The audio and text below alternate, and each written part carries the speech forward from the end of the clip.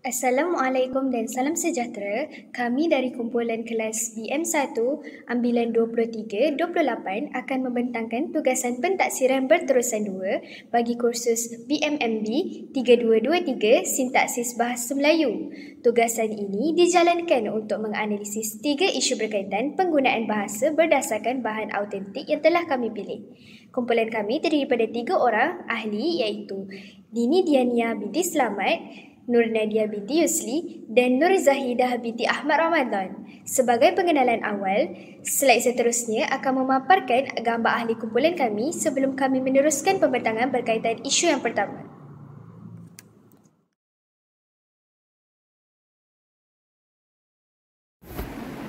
Baiklah, kini pembentangan akan beralih kepada kandungan yang terdapat dalam slide ini. Yang terlebih dahulu, pertama ialah pengenalan untuk isu sintaksis yang terdiri daripada definisi dan 6 jenis isu sintaksis yang dikupaskan secara umum. Seterusnya ialah masuk kepada analisis isu bahagian 1 terlebih dahulu berkenaan dengan isu penggunaan dialek atau selangar. Tapi di dalam tugasan ini lebih kepada isu penggunaan selangar ataupun bahasa rojak bahasa yang tidak rasmi. Seterusnya ialah isu tata bahasa yang tidak betul dan seterusnya ialah isu polisemi. Kemudian kita ada analisis isu untuk bahagian kedua berkenaan dengan isu kesalahan polisemi, isu penggunaan kesalahan tata bahasa dan juga isu penggunaan konteks yang tidak jelas. Dan lain sekali ialah analisis isu untuk yang bahagian 3 berkenaan dengan isu ambiguiti semantik, isu kesalahan tata bahasa dan juga isu homonim. Dan lain sekali kita akan tutup pembentangan ini dengan kesimpulan dan terdapat juga senarai sumber rujukan di bahagian belakang slide. Pengenalan untuk isu sintaksis dengan secara umumnya, menurut Nik Safia Karim tahun 2008, Nik Safia Karim mendiskusikan isu sintaksis sebagai isu yang sering berlaku apabila sesuatu ayat itu tidak memenuhi peraturan penyusunan kata, sekaligus menyebabkan ayat itu tidak gramatis dan seterusnya berlakunya keracuan.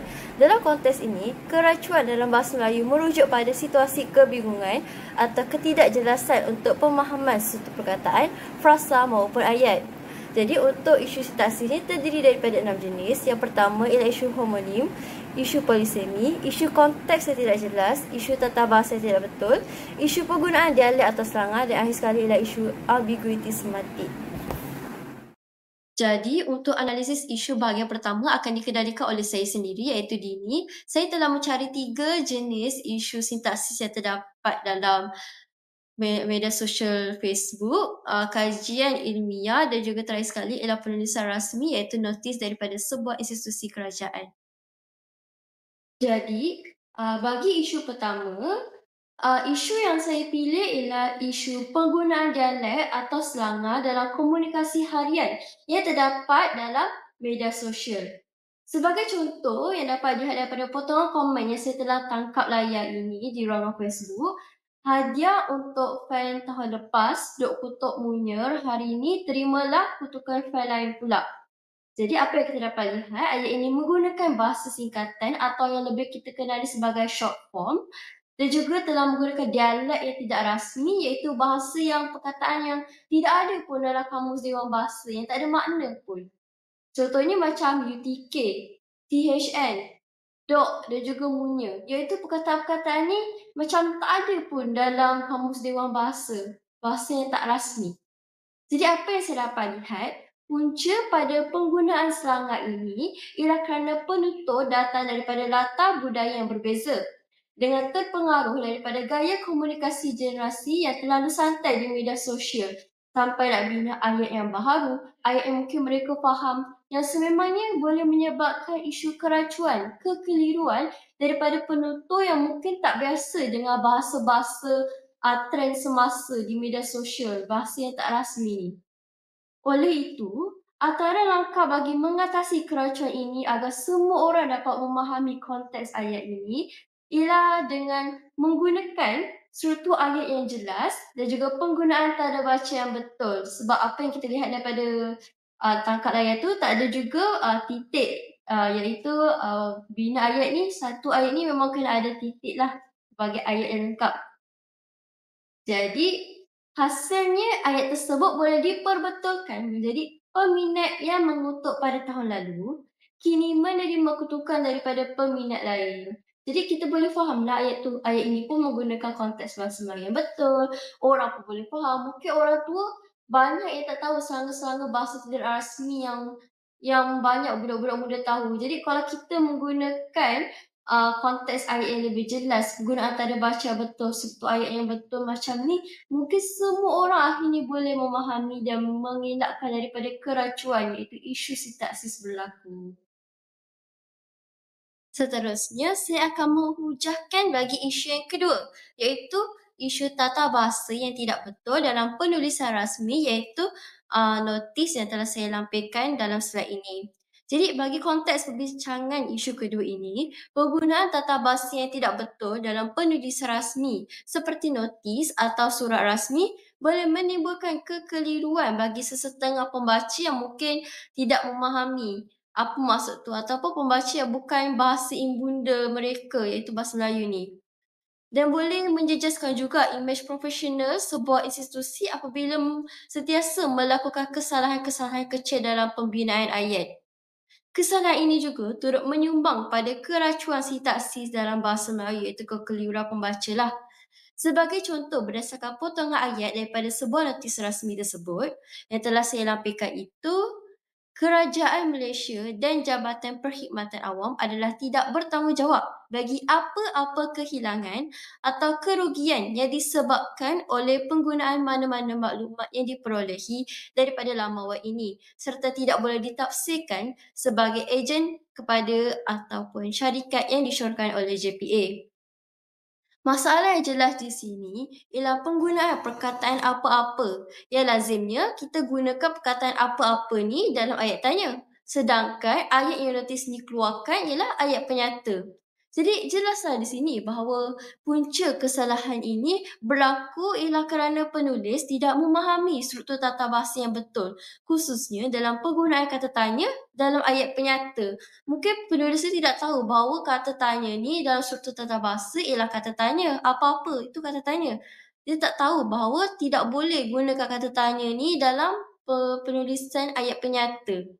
Jadi dalam pada itu, langkah yang boleh diambil ialah menggunakan sinonim atau struktur ayat yang lebih sesuai dan memenuhi tata bahasa untuk memperbetulkan semula ayat itu. Jadi kita boleh tukarlah apa-apa itu kata tanya ni dalam ayat perkataan sinonim lain yang boleh kita gantikan yang bukan kata tanya.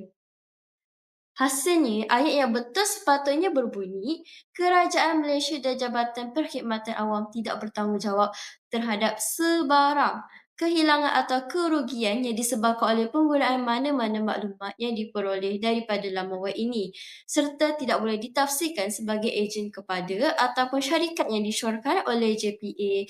Jadi untuk isu tata bahasa tidak betul yang terdapat dalam notis ini hanyalah dari segi kata tanya yang digunakan dalam ayat penyata yang sebenarnya boleh menimbulkan kekeliruan terhadap pembaca yang bukan bahasa ibundanya bahasa Melayu. Jadi mereka tak faham apa nak tanya ke atau inilah satu pernyataan nak menyatakan sesuatu. Jadi untuk yang terakhir sekali, saya akan menerangkan untuk isu polisemi iaitu isu penggunaan perkataan yang mempunyai pelbagai makna dalam binaan ayat. Jadi, dalam konteks penulisan ilmiah ini, penggunaan perkataan polisemi tanpa penjelasan yang jelas boleh menyebabkan pembaca salah tafsir dan mengganggu kefahaman pembaca juga terhadap maksud sebenar penulis tu. Sebagai contoh, dalam ayat kajian ilmiah yang telah saya lampirkan tu, Jabatan kajian ini dilihat penting dalam usaha mengangkat pendidikan Islam di era revolusi industri 4.0, khususnya dalam konteks pengajian tinggi. Jadi, apa tu polisemi kat sini? Perkataan tinggi kat situ mempunyai dua kemungkinan makna sebab tinggi ni ialah kata banyak makna. Jadi, boleh jadi makna tinggi kat situ ialah taraf pendidikan selepas sekolah menengah, pengajian tinggi ataupun kedudukan martabat, pengajian yang tinggi, kedudukan yang tinggi. Kedudukan yang tertinggi maksudnya martabat pengajian yang dia ambil tu ataupun pengajian dia ambil tu sekadar pengajian tinggi selepas sekolah menengah. Ada dua makna kat situ kita boleh dapat yang boleh menyebabkan keracuan, kekeliruan. Apa maksud tinggi kat sini sebenarnya? Jadi di sini saya dapat menyimpulkan bahawa punca berlakunya keracuan ini adalah kerana perkataan tinggi yang mempunyai lebih daripada satu makna dan penggunaannya juga dalam kajian tu tidak dijelaskan dengan konteks yang tepat untuk pembaca mudah memahaminya. Justru itu, langkah yang sesuai untuk mengelakkan kekeliruan pembaca adalah dengan memberikan penjelasan tambahan atau menggunakan perkataan sinonim yang lebih spesifik dalam ayat tersebut. Jadi, pembetulan ayat yang saya letak di sini ialah saya telah menambahkan penjelasan tambahan. Ayat tersebut boleh diperbetulkan ialah Dapatan kajian ini dilihat penting dalam usaha mengangkat pendidikan Islam di era Revolusi Industri 4.0, khususnya dalam konteks pendidikan di peringkat pengajian tinggi yang melibatkan universiti serta institusi yang setaraf dengannya. Jadi saya telah menambahkanlah penjelasan supaya tidak menimbulkan kekeliruan daripada perkataan tinggi yang telah penulis tu gunakan dalam kajiannya. Jadi pembaca pun tidaklah berlaku kekeliruan, tak adalah keracuan berlaku sebab dah ada contoh kat situ. Baiklah, sudah tiba masanya saya, Nur Nadia, mengambil alih tugas pembentangan untuk mengulas analisis isu yang telah dipilih. Di sini, saya telah memilih isu polisemi sebagai isu yang pertama, iaitu isu yang telah ditulis dari surat khabar Sinar Harian yang bertajukkan Jangan Nak Makan Gaji Sahaja. Kedua, isu kesalahan tata bahasa yang terdapat pada papan tanda Pasaraya, Kampung Jawa. Untuk yang terakhir, isu penggunaan bahasa dalam konteks tidak jelas yang diambil dari perbualan mesej aplikasi WhatsApp.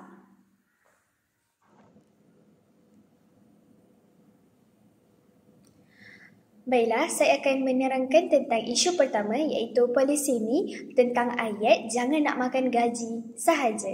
Menurut Zulhanis Yop Osman, tahun 2022, polisemi merujuk kepada situasi apabila satu perkataan mempunyai lebih daripada satu makna bergantung pada konteks ayat. Dalam bahasa Melayu, perkataan seperti naik, tangan, makan, kepala sering menjadi contoh kerana maknanya berubah mengikut penggunaan. Isu polisemi sering difahami kerana perbezaan konteks boleh menimbulkan tafsiran literal yang salah. Dalam ayat Jangan Nak Makan Gaji Saja, perkataan makan tidak membawa makna sebenar iaitu memasukkan makanan ke dalam mulut. Sebaliknya, perkataan itu digunakan dalam makna idiomatik yang merujuk kepada seseorang yang bekerja sebagai penerima gaji tetap tanpa melakukan usaha tambahan.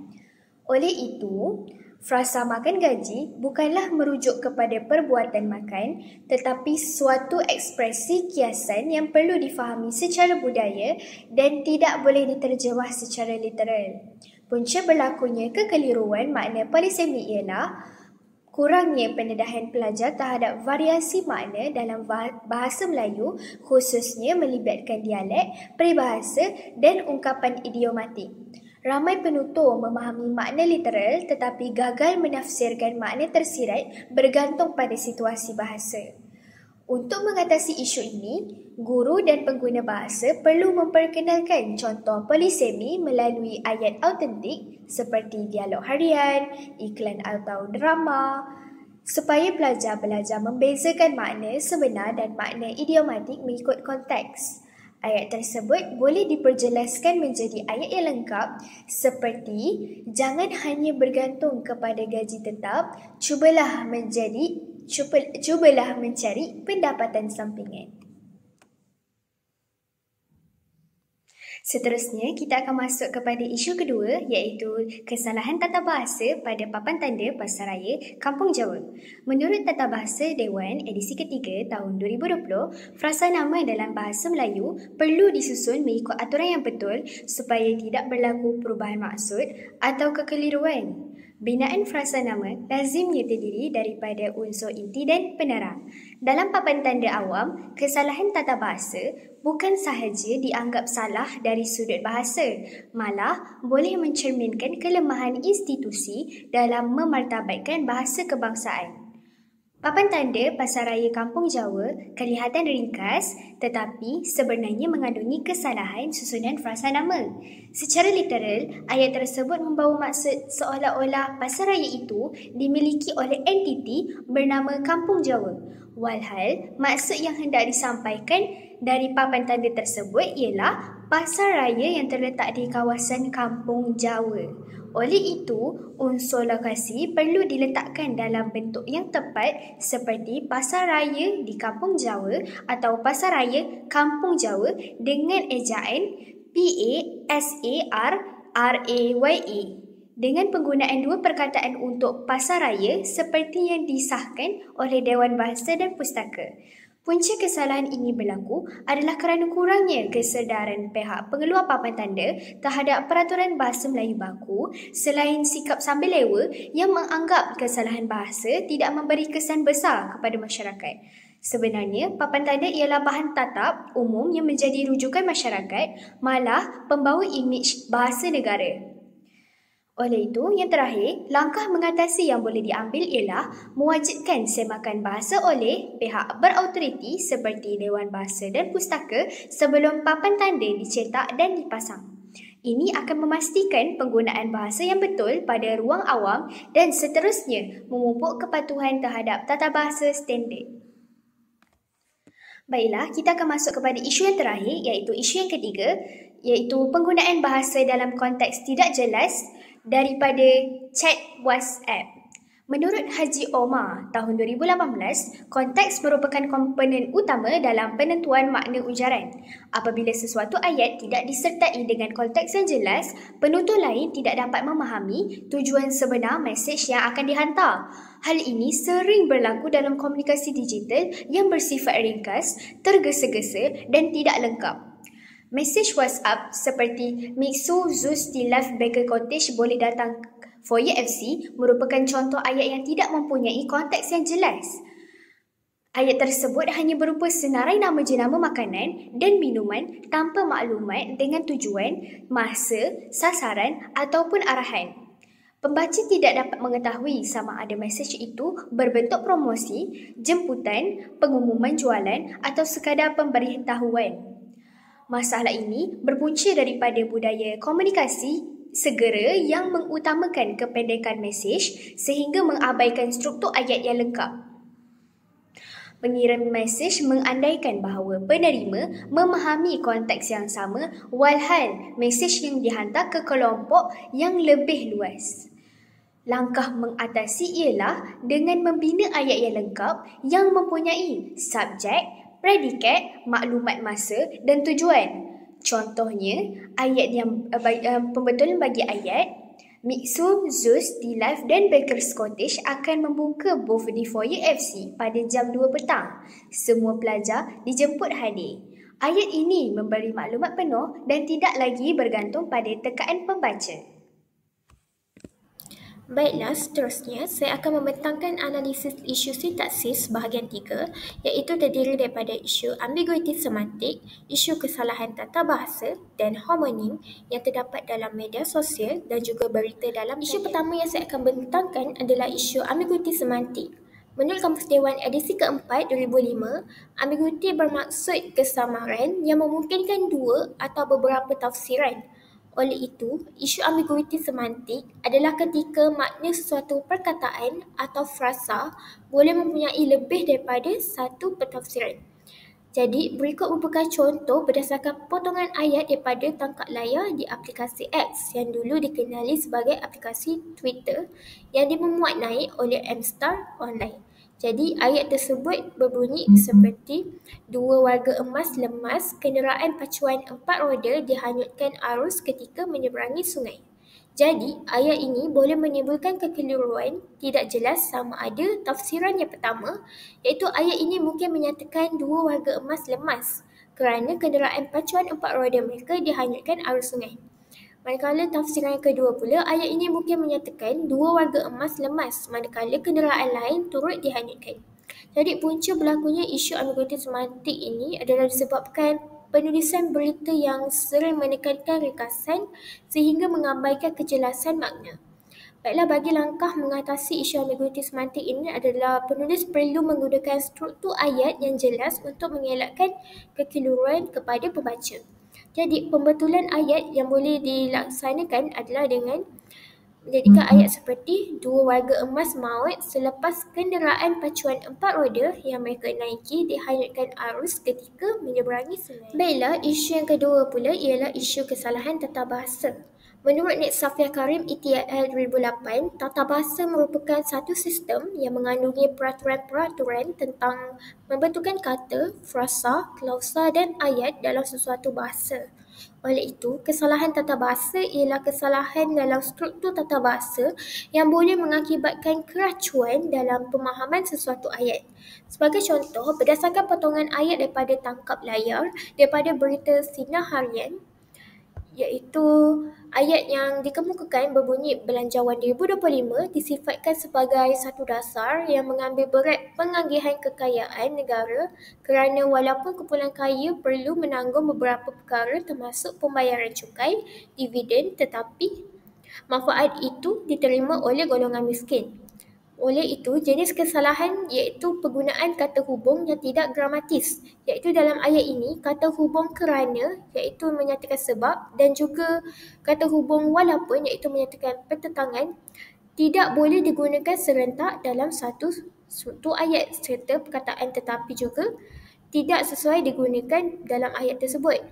Penggunaan kedua-dua kata hubung tersebut menjadikan binaannya ayat tidak gramatis dan mengelirukan maksud. Jadi punca berlakunya isu kesalahan tata bahasa tersebut adalah disebabkan penulisan yang terlalu panjang dan juga kompleks. Jadi langkah bagi mengatasi isu kesalahan tersebut adalah dengan memecahkan ayat yang panjang menjadi dua ayat yang pendek dan untuk mengelakkan kekeliruan struktur ayat. Jadi pembetulan yang boleh dilaksanakan adalah dengan berbunyi ayat seperti Belanjawan 2025 disifatkan sebagai satu dasar yang menitik beratkan pengagihan kekayaan negara kerana golongan kaya menanggung pembayaran cukai dividen, manakala manfaatnya diterima oleh golongan miskin. Baiklah, seterusnya, isu terakhir yang saya akan bentangkan adalah berkenaan dengan isu homonim. Menurut Rosita Cik-Rodi ETL 2025, homonim merupakan gabungan dua kata atau lebih yang secara kebetulannya memiliki pola yang sama dari segi sebutan dan ejaan tetapi memberi makna yang berbeza. Sebagai contoh, berdasarkan potongan ayat daripada tangkap layar daripada laman Facebook, iaitu ayat yang berbunyi Jangan terkejut, bulan November adalah bulan penuh dengan rezeki untuk kita semua. Jadi, perkataan bulan tersebut mempunyai dua makna yang berbeza, iaitu makna yang pertama, bulan boleh menjadi makna planet semula jadi yang mengelilingi bumi. Manakala makna yang kedua, bulan boleh menjadi tempoh masa dalam setahun. Jadi, dalam ayat ini, maksud sebenar ialah tempoh masa iaitu bulan November. Namun, perkataan bulan boleh juga difahami sebagai objek di langit jika dibaca tanpa konteks. Oleh itu, wujud potensi kekeliruan makna iaitu homonim. Punca berlakunya isu homonim ini adalah disebabkan penggunaan perkataan homonim tanpa penjelasan konteks. Jadi, langkah bagi mengatasi isu homonim ini adalah dengan menambahkan penanda konteks seperti kata sendi pada. Pembetulan ayat yang boleh dilakukan adalah seperti jangan terkejut, pada bulan November ini Allah limpahkan banyak rezeki untuk kita semua. Baiklah, kesimpulannya, isu sintaksis seperti polisemi, homonim, kesalahan tata bahasa, ambiguiti semantik dan sebagainya perlulah diberi perhatian kerana ia akan menjejaskan kefahaman dan juga ketepatan maksud. Setiap penutur bahasa Melayu hendaklah menguasai tata bahasa, memahami konteks dan juga memilih perkataan dengan betul bagi mengelakkan kerancuan dan juga kekeliruan. Kesannya, keindahan dan kegramatisan bahasa Melayu dapat dipelihara sebagai medium komunikasi yang berkesan dan bermartabat. Berikut merupakan sumber rujukan daripada analisis ini.